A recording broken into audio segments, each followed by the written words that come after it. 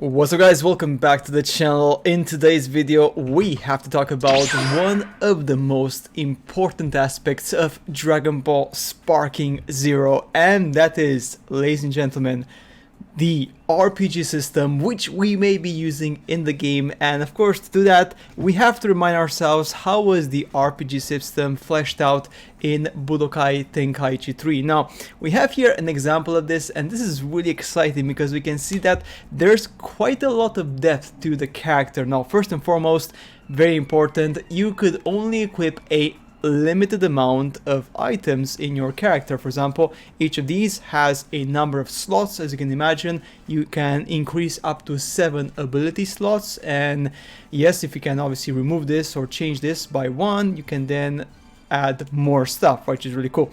Now the cool thing about this is that you can't just equip your character, you actually have to level up the character and then customize them as you see fit. For example, we have here Gohan, his ability limit is only 3, so if you want to increase it right now, you have to first distribute Z points, increase it by a number, and then when you do that, you can get more slots. For example, we're going to increase by 1,000, 10,000 here, and that's going to give us more slots for the character. So as you can see here, it goes to number 4 and number 5. Now this is the cool thing. Once we got that in our character, we can then check out what abilities we can equip, and this is where I think Sparking Zero is going to have quite a lot of advantage in terms of like making people play the game even longer and longer, because this was a really cool thing back in the day. Because when you do your character, when you customize your character, there were just so many options available. It was just insane amount of options which are available. I mean, there's like different types. For example, you have the basic ones like Dragon Heart, Battle Control, like keep you to like persistent threat. For example, do an after image attack after you are knocked down. So this one is quite a popular one actually. But we also have the super special ones like these, which I believe some of these are in the Budokai Tenkaichi 4 modded version of the PS2. So for example, this one we have something crazy like super mode. We have during battle steadily regain a large amount of health, or we have another one which is the God of Destruction. Of course, this is obviously from the mod. So we have that gain the power of a God of Destruction. So it uses 7 slots, right?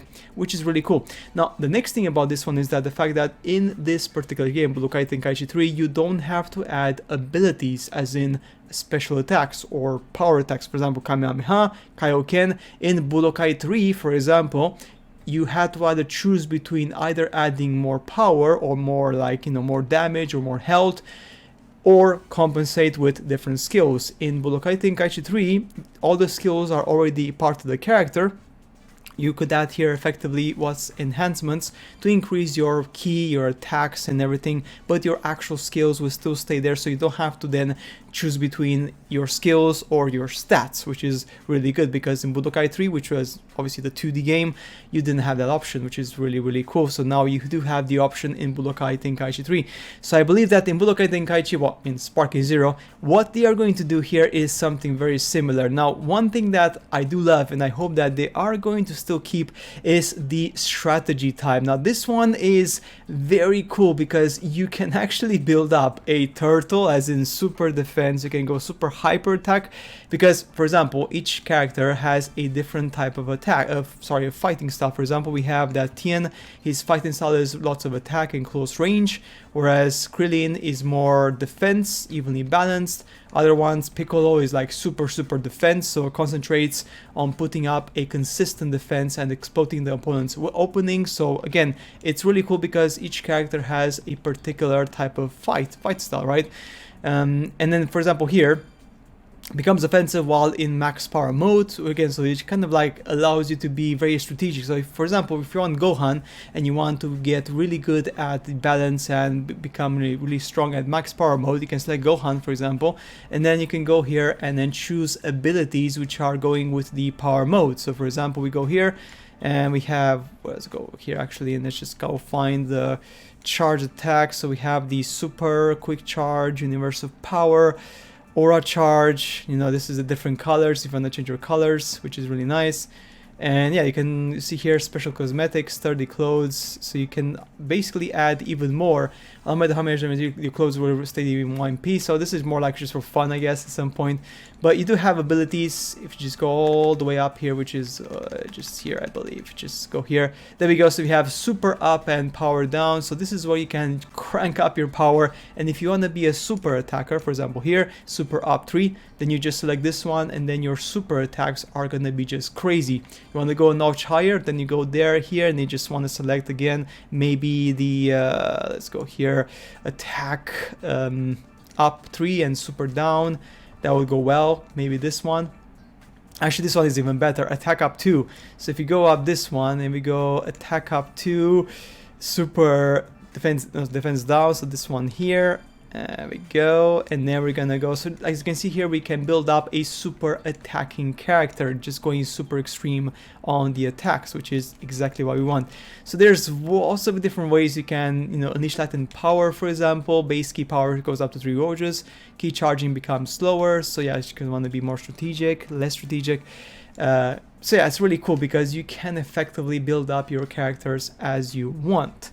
In the game as well, in Budokai Tenkaichi 3, there was actually a shop in this one where you can actually buy, all the Potara. So in the Potara shop, you could go here and then you can just basically exchange your money for Potaras. Now obviously I can't go there anymore because I already have all of them in this particular game save, but as you can see here, you are literally able to customize them as you see fit, which is just look at this. Look at this. This is just insane, guys. Like, the amount of stuff we can add to our characters is just crazy, right? It's really cool. And another thing about this is that just imagine in an online mode, for example, for Sparking Zero, you can enable different modes. So in the ranked mode, you can let people play with the standard characters, or even better, there's going to be a ranked mode, just giving you an example, which is what they could do.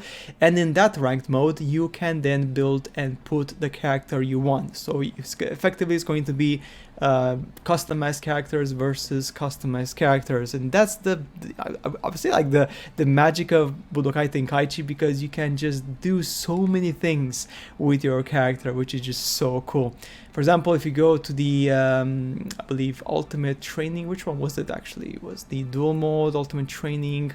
I think it was the Dragon World Time Nest, I believe so. Go into challenges, and then in this one you can actually go here and you can select hero mode, and you can select quests, side missions, challenges. So in these challenges, for example, ranking mode, work against 1 higher fighters, which is just crazy, right? And then here you can then choose your Goku, and then here you can then select your character, and then your customized. As you can see here, you can then choose your customized character, or you can just go normal. So this is the fun thing. So you can go with your customized character, choose whatever attacks you want, choose whatever customization you want, type of combat you want, and then after that you can then go and fight, which is really cool because it just gives you so much replayability. It's just freaking insane. Now this one is the Budokai Tenkaichi 4 modded PS2 version. That's why I have Goku God and Goku Super Saiyan Blue. That's why I do have these characters, okay? This is not the base game, as you can imagine, it's just a modded version. But yeah, it's really cool, guys, because we can have so much options in the RPG modes. And I do hope that the developers are remembering this and adding this as much as possible. Dragon history is something that we're going to talk about in a different video. Now, Dragon history in Dragon Ball, I do hope that they're going to take influence from Budokai Tenkaichi 2. In Budokai Tenkaichi 2, you could actually explore the world and level up, and it had RPG elements and stuff like that. In this one, it's not as crazy and good, because in this one you just go fight by fight, and it's just not the best. As you can see here, like in the Frieza Saga, you can just go and do the fights, which is not the best. I would really want them to avoid this sort of thing and actually focus on giving you a map to explore and select the missions, and then you go there, there's side quests and open world. Just it would be better, because otherwise it's not going to be that entertaining, right, for people. Obviously difficulty is going to be an important one. How much difficult is going to be, no idea. There's going to be the Z difficulty option, more likely, right? But yeah, that's it, guys, for today's video. Just kind of chatting and talking about the I guess, speculation on what's going to be the RPG elements in Dragon Ball Sparking Zero. There's a lot to work with here. I do believe that the developers are quite importantly looking at, you know, the stuff they've done in the past and how they can make the characters really be strong and really be like unique in every single style. Now here we have, for example, the character slots. We have Goku early, mid, and end. So again, this is really cool because you can then customize your character depending on the type you want. So for example, maybe Goku early, you want him to be like super high defense. Goku mid, you want to have him like super aggressive attack. And then Goku end, you want to specialize him on just blasts. So again, it's really cool because you can just do the character and like your fantasy character the way you want and just build them up the way you really want, which is really cool. So yeah, that's it guys for today's video. Honestly, man, I do hope that they're going to introduce as many of these now. Password also was a really cool thing back on the PlayStation 2 era. You had the password, and then with the password you can share it, and then, you know, like people could use it and other friends and other stuff, which was really cool. So that's really nice. Okay. And then the equip items, of course, here there was also one interesting one here, I believe, which is that in Budokai Tenkaichi 2 you could actually fuse some of these items, whereas like in Budokai Tenkaichi 3 you cannot fuse them anymore. In Budokai Tenkaichi 2 there was this option that you can go to like the menu of the Potaras or the, you know, add-ons or equipments and then fuse them to get a more powerful one, which is really cool. In this one, unfortunately, that's not possible, so you get what you get, which is fine because there's so much. I mean, come on, like look at this extreme defense.